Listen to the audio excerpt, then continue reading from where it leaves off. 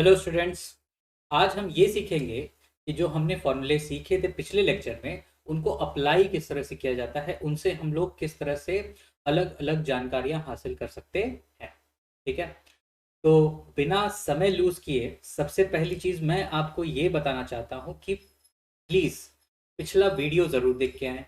ठीक है, जिससे कि आपका एक रिवीजन हो जाए। और जब ये वीडियो हो जाए तो उसके बाद आप बहुत ढेर सारे मूल कंसेप्ट के जो सवाल आते हैं वो आप लगाने की पूरी कोशिश करें। ठीक है, अगर आपसे नहीं होता है तो आप कमेंट सेक्शन में क्वेश्चंस को मेंशन कर दीजिए, मैं पूरी कोशिश करूंगा कि उनको आंसर कर सकूं। ठीक है, तो सबसे पहली चीज जो हमने पिछली क्लास में सीखा वो क्या क्या था उसको एक बार हम लोग थोड़ा सा समराइज कर लेते हैं, तो हमारे पास ज़्यादा आसानी होगी कि किस तरह से क्वेश्चंस बनेंगे। ठीक है, तो सबसे पहली चीज़ जो हमने सीखी थी वो थी हमारे सबसे बेसिक चीज़ जो थी हमारी एवोगैड्रो नंबर।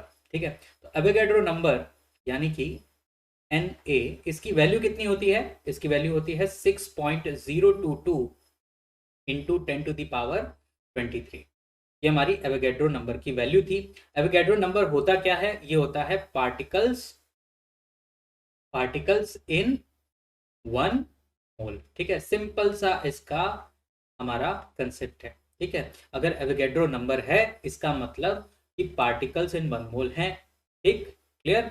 अब पार्टिकल्स में क्या क्या हो सकते हैं? तो केमिस्ट्री की दुनिया में सिर्फ और सिर्फ एटम, मॉलिक्यूल और आयन हो सकते हैं। ठीक है, चलिए, तो सबसे पहले फॉर्मूले की तरफ चलते हैं। अब तो सबसे पहला फॉर्मूला हमने जो सीखा था वो था नंबर ऑफ मोल्स का। नंबर ऑफ मोल्स किस तरह से निकालते हैं हम लोग? नंबर ऑफ मोल्स होते हैं हमारे सबसे पहला नंबर ऑफ पार्टिकल अगर दिए हों। ठीक है, सीधी सी बात है, नंबर ऑफ पार्टिकल्स अगर हमें दे दिए, उसको अगर हम एवोगैड्रो नंबर से डिवाइड कर देते तो हमारा नंबर ऑफ मोल्स निकल आते हैं। ये हमारा पहला तरीका था नंबर ऑफ मोल निकालने का। दूसरा तरीका क्या था? दूसरा तरीका था नंबर ऑफ मोल निकालने का, ये होता है जब मास दिया हो। ठीक है, तो ये हो जाएगा गिवन मास या गिवन वेट, ठीक, डिवाइडेड बाई उसके मोलर मास से। अब मोलर मास क्या होता है? मोलर मास होता है 1 मोल का मास। किसी भी सब्सटेंस का अगर हमें मास दिया हो तो हम उसका मोलर मास आराम से निकाल के उसको डिवाइड करके हम नंबर ऑफ मोल्स निकाल सकते हैं। ठीक है, चलिए, थर्ड और लास्ट फॉर्मूला जो था वो था सिर्फ और सिर्फ गैसेस के लिए, exclusively for gases and only at STP. ठीक है, तो यहाँ पे नंबर ऑफ मोल क्या आता है? नंबर ऑफ मोल ये आता है वॉल्यूम अगर दिया हो उस गैस का। ठीक है, उसको हम डिवाइड करेंगे किससे? 22.7 से। क्यों? क्योंकि ये नया एसटीपी के तहत आता है। ठीक, अगर हम पुराना एसटीपी ले रहे हैं, ठीक है, पुराना एसटीपी ले रहे हैं तो यहाँ पे 22.7 की जगह 22.4 होगा। ठीक है, स्लैश करके लिख देते हैं। अगर ओल्डर एसटीपी है तो b/22.4। ठीक, ये कब है? ओल्ड पे। ठीक, ये कब है? जब ये न्यू है। ठीक है, समझ में आया? तो ये तीन फॉर्मूले थे जिनको हमें यूज करना था। ठीक है, अब इन तीनों को एक साथ लिख लेते हैं। तो एक साथ लिखते हैं, तो सबसे पहली चीज क्या आएगी? अगर हमें नंबर ऑफ पार्टिकल्स पता हो तो क्या होगा? Number of particles divided by Na, ठीक, is equals to given mass upon molar mass, है ना, और इज इक्वल्स टू b/22.7 या b/22.4। डिपेंड करता है कि हमें पुराना एसटीपी दे रखा है या नया एसटीपी। ठीक है, ये किस तरह से अगर हम पता करना भी चाहे तो कैसे पता करेंगे? सीधी सी बात है, अगर कुछ डिजिट्स हमने बताए थे, कुछ नंबर्स हमने बता रखे थे, कि अगर वो नंबर्स आपको दिखाई देते हैं, उससे रिलेटेड कोई नंबर आपको दिखाई देता है तो आपको 22.4 लेना है। अगर ऐसा नहीं है तो आपको 22.7 लेना है। ठीक है, अगर वॉल्यूम नहीं पता है, ठीक है, तो आप 22.7 ही लेंगे आज के केस में। ठीक है, चलिए, तो शुरुआत करते हैं हम यहाँ पे क्वेश्चंस की। ठीक है, इन्हीं तीन का हमें इंटर रिलेशन निकालना है। ठीक है, तो इन्हीं तीन का इंटर रिलेशन निकालना है से सबसे पहला क्वेश्चन बहुत ही बेसिक सा क्वेश्चन करते हैं, जिससे कि हम समझ सकें कि हमें क्या करना है एक्चुअल में मोल कंसेप्ट में। तो सबसे पहला क्वेश्चन है, find find the number of find the number of helium atoms in 4 gram of helium gas. ठीक है, ये हमारा क्वेश्चन है। चलिए देखते हैं यहाँ पे क्या होगा। सबसे पहले हमें क्या करना होगा, कुछ भी निकालने से पहले सबसे पहले हमें निकालना होता है नंबर ऑफ मोल्स। ठीक है, तो सबसे पहले हम लोग निकालेंगे नंबर ऑफ मोल्स। अब कौन सा तरीका यहाँ पे फिट होता है वो यहाँ पे देखने वाली बात है। क्या यहाँ पे नंबर ऑफ पार्टिकल्स दिया हुआ है? बिल्कुल नहीं दिया है। क्या यहाँ पे मास दिया गया है? बिल्कुल दिया गया है। ठीक है, तो हम कौन सा फॉर्मूला अप्लाई करेंगे, वो है हमारा गिवन मास अपॉन मोलर मास वाला। ठीक है, जो इंफॉर्मेशन गिवन रहती है उसी के हिसाब से हमें ये फॉर्मूले सूट करने चाहिए। ठीक है, तो ये कैसे होगा, तो number of moles of helium atoms, number of moles of helium atom,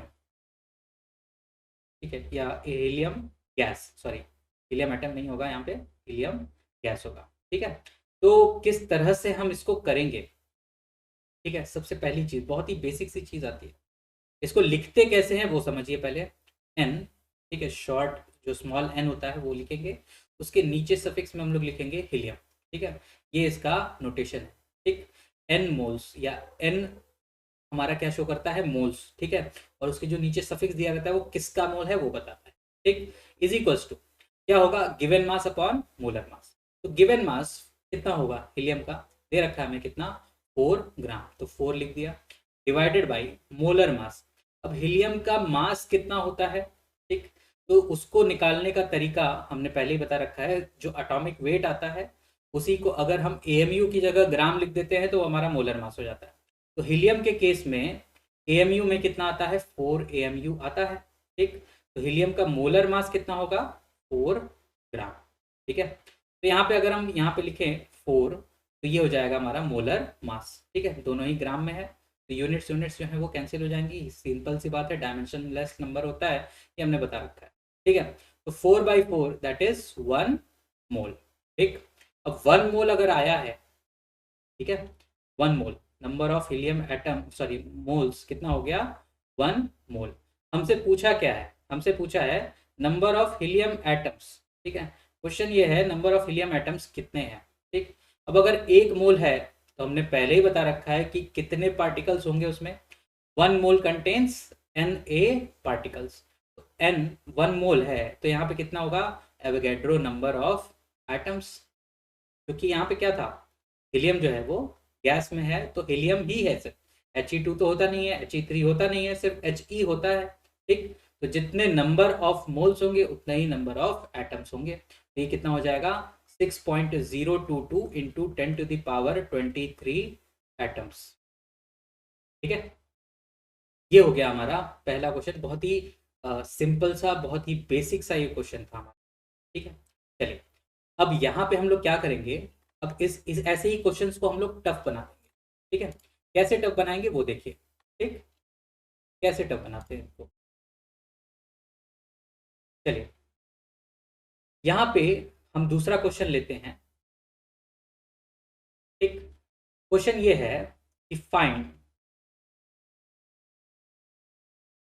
the number of atoms in 32 gram of oxygen gas. ठीक है, अब यहाँ पे बात आ गई है ऑक्सीजन गैस की। क्वेश्चन ऑलमोस्ट वैसा ही है। ठीक है, यहाँ पे है ऑक्सीजन गैस। ऑक्सीजन गैस क्या होता है हमारा, O2 होता है। ठीक है, सिंपल सा O2। ठीक, चलिए हमसे नंबर ही पूछा है तो जाहिर सी बात है हमें क्या निकालना होगा, सबसे पहली चीज नंबर ऑफ मोल्स। तो नंबर ऑफ मोल्स निकालते हैं, number of moles of O2 gas. इसको अगर हमें शो करना होगा तो क्या लिखेंगे, NO2। ठीक है, क्लियर। चलिए मास हमें दे रखा है कितना, 32 ग्राम। ठीक, डिवाइडेड बाय ऑक्सीजन गैस का मोलर मास, तो एक ऑक्सीजन एटम का होता है 16 AMU। ठीक, तो 2 ऑक्सीजन एटम का कितना होगा, 32 AMU। अब 32 AMU है, उसी को अगर हम ग्राम लिख देते हैं तो हमारा क्या बन जाता है, मोलर मास, तो डिवाइडेड बाई 32 ग्राम, ये हमारा मोलर मास हो गया। कितना आया, 1 मोल आया। ठीक है, लेकिन हमसे पूछा क्या है, एटम्स। दिया क्या है हमें, ये मॉलिक्यूल है। O2 क्या है हमारा, मॉलिक्यूल है ना, ये हमारा एटम तो है नहीं। ठीक, अब जब ये एटम नहीं है मॉलिक्यूल है, तो हमें मॉलिक्यूल से पहले उसको एटम में लाना पड़ेगा। ठीक है, तो वन मॉलिक्यूल, सिंपल से देखिए, one molecule of O2 contains 2 atoms of oxygen, है कि नहीं। एक मॉलिक्यूल O2 में 2 एटम होते हैं ऑक्सीजन के, यानी कि अगर हम 1 मोल लें, 1 मोल ऑफ O2, उसके अंदर 2 मोल एटम होंगे, किसके, ऑफ ऑक्सीजन के। ठीक है, समझ में आया। अगर हम एक मॉलिक्यूल लेते हैं तो 2 एटम है कि नहीं। तो मॉलिक्यूल की संख्या का ही तो यूनिट है हमारा मोल। क्लियर। अगर हम एक मोल ऑफ O2 लेते हैं तो हमारा क्या बनेगा, 2 मोल एटम मिलेगा हमें। ठीक है, अब सीधी सीधी बात है, हमसे पूछा find the number of atoms, तो 2 मोल एटम्स कितने होंगे, जाहिर सी बात है ये कितने हो जाएंगे, 2 into Avogadro number. Avogadro number क्या होता है, तो 2 इंटू 6.022 इंटू 10⁻23, और इसको अगर हम मल्टीप्लाई कर दें तो ये हो जाएगा 12.044 इंटू 10⁻23। ज़्यादातर केसेस में हम साइंटिफिक नोटेशन यूज़ करते हैं, तो हमेशा हम एक डिजिट के बाद डेसिमल लगाते हैं। तो यहाँ पे क्या हो जाएगा 1.2044 इंटू 10⁻24। तो इनमें से कोई भी अगर आपको वैल्यू दिखाई देती है ऑप्शंस में, तो आप उसको टिक कर देंगे तो आपका आंसर सही हो जाएगा। क्लियर है। तो ये कंसेप्ट आपको समझ में आया कि एटम के केस में, पिछला केस क्या था, सिर्फ और सिर्फ एटम था। इस केस में हमने मॉलिक्यूल लिया था और मॉलिक्यूल से फिर हमने नंबर ऑफ एटम्स निकाले। क्लियर है।